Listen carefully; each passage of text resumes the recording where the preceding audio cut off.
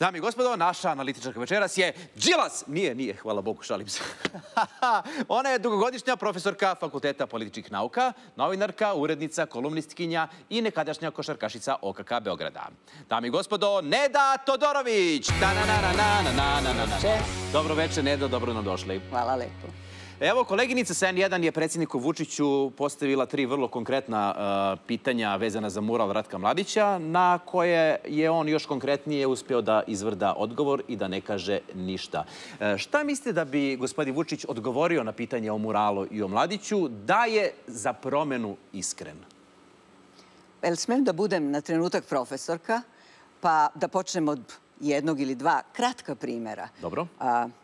Rabelais, pisac u renesansi, govori o jednom slučaju suđenja o nekim ovcama, gde je neko nekome ukrao ovce i o advokatu koji nije spreman za to suđenje i sve vreme pokušava da skrene razgovor na neke druge teme, pa opširno kreće od kulina bana i tako dalje i priča, a sudija ga povremeno zaustavlja i kaže mu revenons à nos moutons.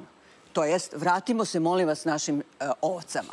Mene malo ova situacija podsjeća na to, a druga situacija koja me podsjeća, mi smo sa studentima, radeći teoriju i praksu novinarstva, govorili o vrstama sagovornika koje novinari imaju. Jedna od tih vrsta u teoriji se zove stari zec. Stari zec, to je ona osoba koja je do te mere prisutna u medijima, do te mere suvereno se osjeća dobro u medijima, da kada mu novinar postavlja pitanja koje mu ne odgovaraju, na koja ne želi da odgovori, on krene u jednu drugu priču, to traje i traje i na kraju i novinar i publika zaborave šta je bilo pitanje. Kada bi hteo da bude iskren sasvim naš predsjednik i da odgovori na ova pitanja novinarke, pa on bi ponovo bio stari zec. Stari zec, dobro. Žensko pitanje je nešto što je vama bilo veoma bitno i u fokusu u vašoj profesionalnoj novinarskoj karijeri i u Ninu, gde ste i osnovali rubriku Nina. Žao mi je što i dan danas ne postoji, dobro zvuči. Zatim kao urednica Bazara, autorka TV serije Ona. Pa kako kao žena i novinarka gledate na činjenicu da su upravo 2 žene bile te koje su imale jaja i upotrebile ih da na jedan simbolički način pošalju poruku šta misle o muralu Ratku Mladiću? Pa ja jesam se bavila ženskim pitanjem, nisam se bavila jajologijom. Dobro. Međutim, postoji direktna veza između jajologije i ženskog pitanja. Ustanovila sam, evo i na ovom primjeru, to mi potvrđuje to pravilo. Dakle, jesu 2 žene imale jaja i, oprostite, muškarci ih nisu imali u ovoj situaciji, niti ih imaju očigledno do kraja. Tako da ja mislim da se tu dešava nešto što se zove, opet u teoriji, teorija kriza. Kada su velike krize u društvu, ratovi, pogromi i tako dalje, onda se žene izvlače iz kuće, izvlače iz kuhinje i šalju se u bolnice, u fabrike oružja i na sam front da tamo prosto vode borbu. Tom prilikom žene naravno ponesu jaja. I u svim tim situacijama one ih imaju. Videli smo od naše Milunke do unazad u prošlost. Marijana je, recimo, pojam Francuske i Francuske revolucije i tako dalje. Žene su uvek imale jaja. Dakle, one ih uvek imaju pri sebi. Kada krize prođu, istog momenta guraju ih nazad u kuhinju, vratite se vi svojim jajima. Prema tome, mislim, žene znaju i uvek sa sobom nose jaja. Prema tome, meni je ova situacija potpuno logična i potvrđuje ovu moju tezu. Bravo. Živele žene. Živele žene. Prokleta je Amerika. Omiljena je pesma ovih dana na režimskim medijima. Nakon vesti o kongresmenima koji tužakaju Vučića predsjedniku Bajdenu, kao i o nepozivanju Srbije na predstojeći sajam demokratije. Može li vlast u Srbiji sada nabavi još više nekih svojih kongresmena koji bi poslali Bajdenu afirmativno pismo o Vučiću i ovoj vlasti? Možda lepše upakovano, ima sad i tih lepih mirišljavih koverata, zašto da ne? Pa meni se čini da je ovo jedno krajnje nefer ponašanje Amerike prema nama. Mi smo videli u prethodnom periodu, kada je bio gost predsjednika Trumpa, na koji način je naš predsjednik bio primljen i koji su bili rezultati te njegove posete. On se nama vratio sa ključem, Znači, u svako doba može i danju i noću, jeste, da uđe, pa i sada, znači. Vratio se sa posebnim penkalom, je li tako? I na kraju je dobio i čuveni dekanter, je li tako, jer je enolog. Ali ne samo to. On nam je pokazao u više navrata i da se on sa predsjednikom rukovao. Nije se rukovao jedan put, nije se rukovao 2 puta, nije se rukovao 3, on se rukovao 4 puta. Mislim da je na nama da mi kongresmene malo podsjetimo na tu blisku prošlost gde su naši odnosi s Amerikom bili fenomenalni, a isto tako nije u redu da ne budemo pozvani na sajam demokratije u vreme kada ona ovde ovoliko cveta. Nedo, sada je vreme za ono što sve naše gledalce najviše zanima, žute strane trač rubrika.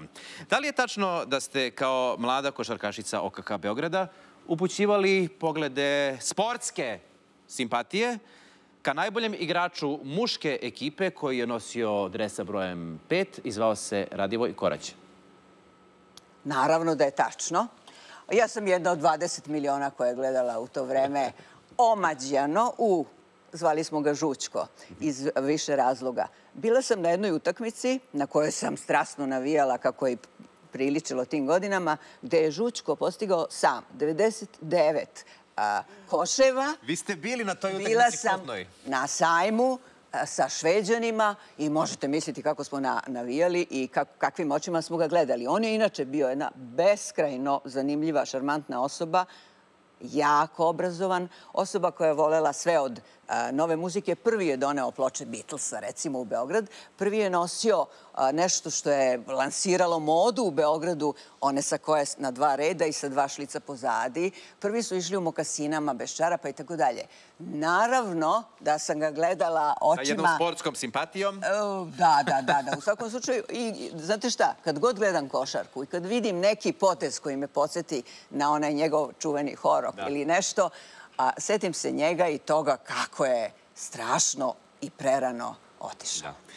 To je bilo davno, naravno, verujemo da vaš današnji momak Zdravko Šotra neće biti ljubomoran. A kako je gospodin Šotra i da li je tačno da ste Zdravko i vi ove godine primili ne 3, nego 5 vakcina? Što vas čini maltene ovisnicima? Navukli se na bocu? Vrlo je tačno. Pa moram vam reći da sam, slušajući premijerku, koja je s pravom kritikovala televiziju N1 kao antivaksersku, koja zabranjuje da se primi 3. vakcina. Ja nisam to videla lično, ali sam čula i ona sama je rekla da nikad ne laže. Dakle, kada je ona to rekla, u nama se probudio neki inat. Ako je antivakserska N1 branila da mi to primimo, onda smo mi namerno primili ne 1., ne 2. vakcinu, 3. vakcinu i otišli smo sad pre neki dan još po 2 vakcine protiv normalnog gripa i jeste pneumo 23. Ako premijerka bude ponovila to što govori, izvinjavam se o televiziji vašoj kući, mi ćemo do kraja godine primiti bar još 5 vakcina.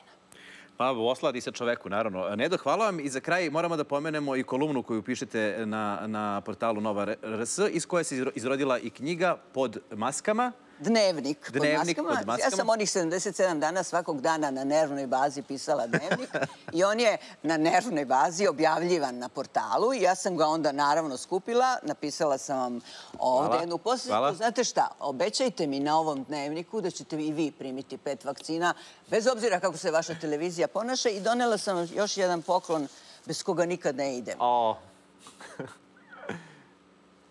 Šta da radim sa ovim sad? Pa ništa, dajte pa ću ja iskoristiti negde u komšiluku. Hvala vam puno, pozdravite Zdravka i vidimo se u komšiluku. Dame i gospodo, Neda Todorović.